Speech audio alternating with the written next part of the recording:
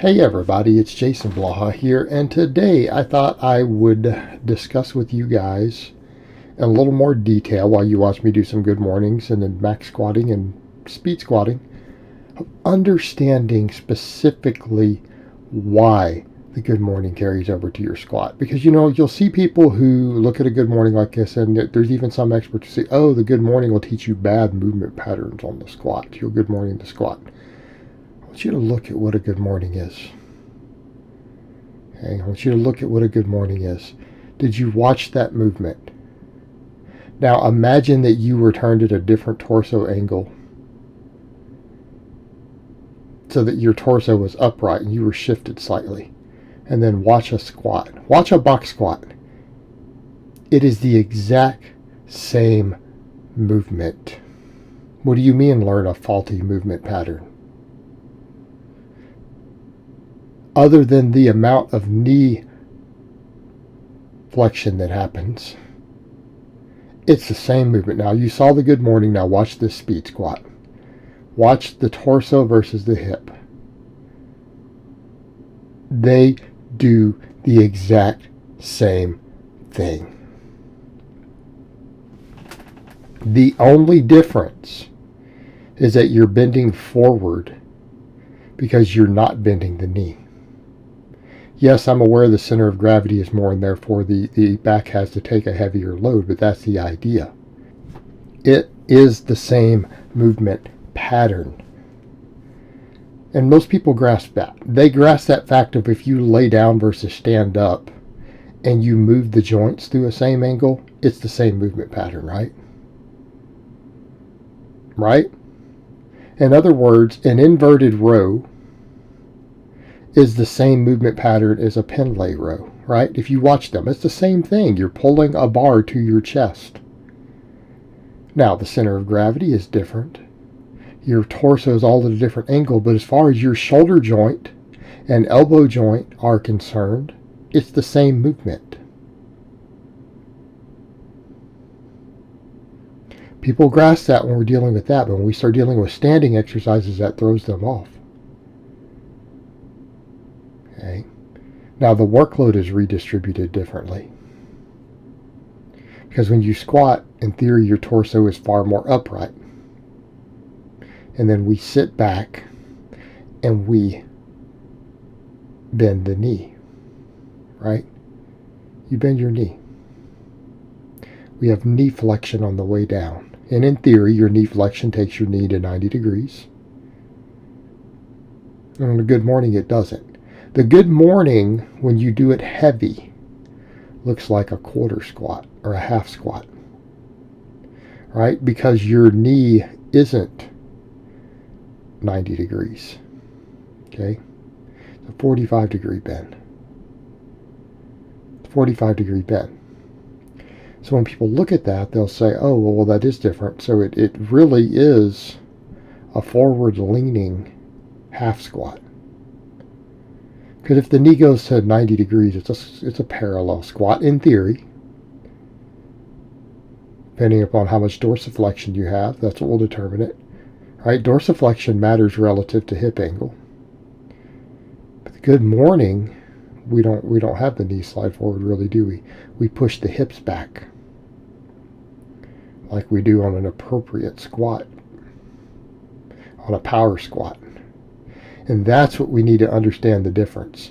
No, the good morning doesn't look like an Olympic squat, but it looks like a wide stance powerlifter squat. Okay, that's an important distinction because we are going to have more back involvement and more posterior chain involvement with that wider stance. We can sit back more. Sit back more with a more upright torso. But if you look at the hip extension involved, it's a good morning. It's the same. They're interchangeable in regards to that. So what does this mean for a squat? It means a good morning basically works everything on the top half of the squat. Okay? The good morning will build the entire top half of your squat because it's starting at the point that's the half squat. 45-degree knee bend. Now, we could say, well, there's more weight on the back, so why is it that you're saying that, hey, a person should be able to good morning eventually what they squat and they'll never miss a squat lockout? Well, let's discuss why that is. Let's understand it on a deeper level. Your back takes more load because we're bending forward instead of staying upright. Okay? We're bending forward instead of staying upright. However, we also don't have to bend the knee as deeply. Okay? So you find that a lot of really strong guys at the good morning do actually get their good morning maxes as strong as their squat. So what does that mean? That means that you're capable of bending forward with as much weight as you can squat, and then you can lock it with your back. Well, how are we locking it with the back? Are we doing it by a dynamic action of the erectors? No, we're not doing it that way. We're doing it by hinging the hip up. We're doing it by hinging the hip up. The erectors move a little bit, but they're basically stabilizers.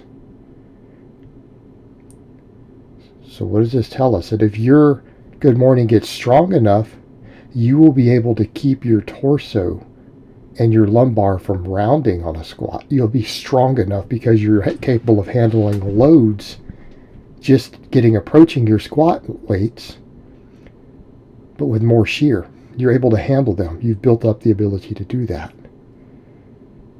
And you are able to extend the hips and lock it. Why does this matter? Well, this matters because if you can good morning 500 pounds like I'm doing here with a partial bend of the knee, it means if you get any forward lean on a squat, but you reach the halfway point, that you will be able to just simply good morning the weight up. So if you can do a good morning with 500 pounds, and you can get 500 pounds halfway up on a squat, you cannot miss it. You will not be capable of missing it. Even if you come to a dead stop there and paused halfway up and then finish it like a good morning, you should in theory be able to get it because you good morning that all the time.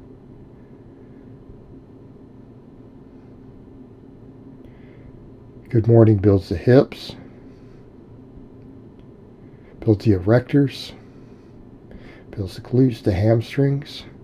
Now, we could argue, well, those glutes matter. Those glutes matter a lot, don't they? They help you power out of the bottom. So the good morning does help you at certain aspects of the bottom of the squat. Well, what else do you need? You need some quads. Well, how do we build quads? By our speed squats. Other quad exercises. Okay.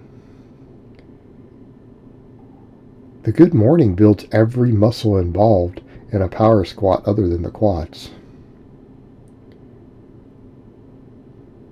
Let's sink in for a moment. Maybe the hips might not get worked as well as a wide stance deep squat. What do we do about that? Well, we should do some quad work. What I define as quad work, well, the box squats themselves. That'll help get you started. How about dragging a sled? How about your plyometrics? Let's come around to that point. This is why I tell guys that for a power squat, you don't have to put a lot of focus on the quads if you get really, really good at good mornings. Because we're already doing speed boxes every week, right? And if we're doing speed boxes, that actually helps build quads. That teaches you to power out of the bottom. Teaches you how to explode out of the bottom and use your quads to do so. If you can explode out of the bottom and you can reach that halfway point, you can good morning the weight up if it gets out of groove. if it gets sloppy, you can safely good morning that same weight up. As long as it's a weight you're capable of doing a good morning with. We build all the muscles involved. You just need more quad and the ability to explode.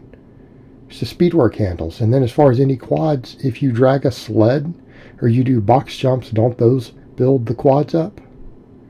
They build the quads up on concentric only. Let's talk about specificity of training before we cut this off. We only care about quad power on the first half of the concentric rep. On a squat, that's all that matters. The posterior chain handle is the eccentric. So if we build that power, those other movements in a concentric environment, you're just going to be able to explode up, and if things get squirrely, you can just good morning the weight.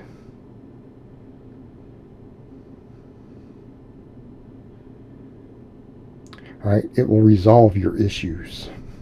It will improve your squat in any environment, even if you misgroove it because something goes wrong. It will fix it, and you'll lock it anyways without getting hurt. Alright guys, well that's really all I have to say on that today. I hope it's been informative, and I will talk to you guys next time.